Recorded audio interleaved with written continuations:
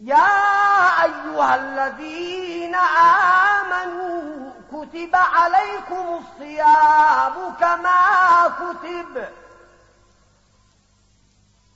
كتب عليكم الصيام كما كتب على الذين من قبلكم لعلكم تتقون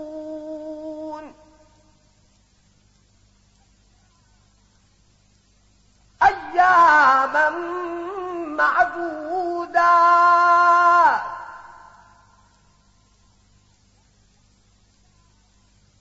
فمن كان منكم مريضا أو على سفر فعدة من أيام أخر